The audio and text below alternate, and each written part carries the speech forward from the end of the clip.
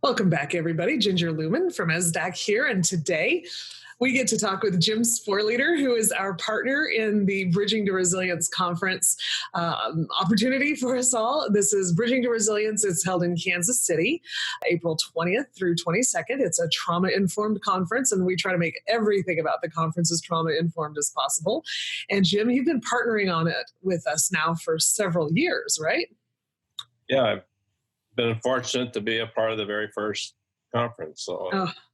And we are very grateful for that, to help guide us and shoo us along the right part of the journey, and we appreciate that. If it's okay, I want to ask you, why Bridging to Resilience? What is it that brought you into partnering with us, and why is this why do you believe in this conference? Well, I would say what brought me in is my crossing paths with ESDAC in work, and getting to know the staff.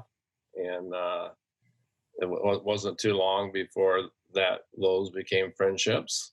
And so what brings me to the Bridge to Resilience conference is the heart, the passion, to be able, that's shared with those of you. And for me, I think it's one of the most powerful conferences in the country. I sincerely believe that. You know, I participate in most of the big ones, but Bridge to Resilience brings a very, very special piece, a very emotional piece for me, and that is it brings student voice. We have students there sharing their story to the entire audience versus a breakout. And then we have the poverty piece, where we hear the voice of those from poverty who have risen out of poverty into middle class. I get emotional every year. Those are such powerful voices, and to me, it gives a more holistic look at trauma-informed practices when we talk about a school, when we don't always hear our students' voices, and we certainly don't always hear our parents' voices other than in confrontation. And I think this opportunity that people are going to have, the parents and their courage to get up and tell their stories explains why sometimes what we perceive as maybe anger, attack, is actually the electricity bill that has just been turned off. And so I'm moved, and every year, and I look forward to those parts of the conference. Absolutely. We believe with all our hearts that nothing about us without us is so important. If we're going to be talking about people, we need those folks at the table to where we can learn from them and figure out how we can all do better together. And that's what we want to bring. So we try to, and thank you, by the way, for pushing us to think about this, not just educators of all levels, K-12 administration, central office and beyond, but also social workers and counselors and people from law enforcement. We have people from religious backgrounds coming in. We've got people from as many different voices and backgrounds as possible at the table, because this isn't just a one school or one type of person conversation. This is a universal conversation amongst us all. You just brought up I think a really important piece in the collaboration that's represented.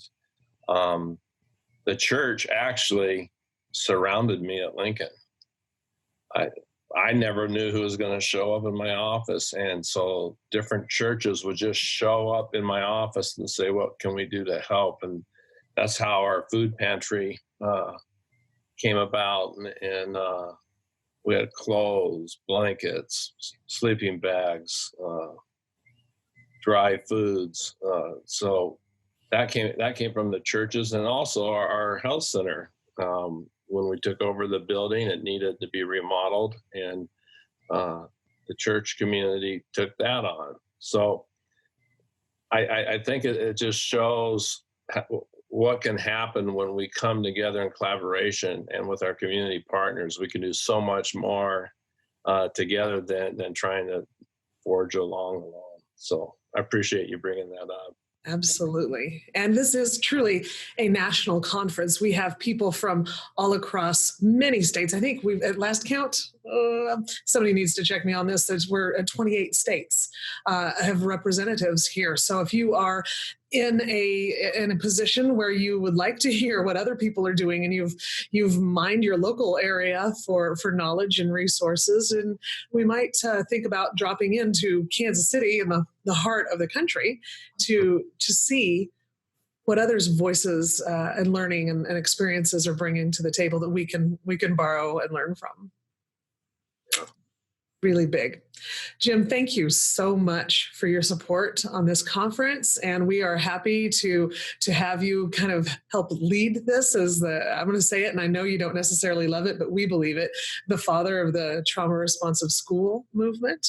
And we value your guidance, and thank you. Well, I'm very grateful for the opportunity. Thank you.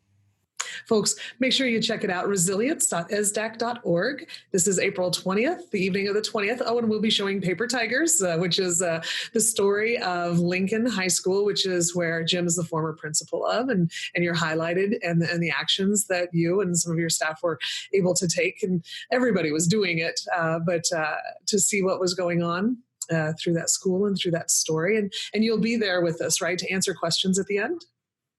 That's great. I've heard from people that are like, well, we've seen that. I said, but Jim's going to be there to talk. And they say, oh, you mean we get to meet him? You sure do. And it's beautiful to be able to do that. So that's on the evening of the 20th.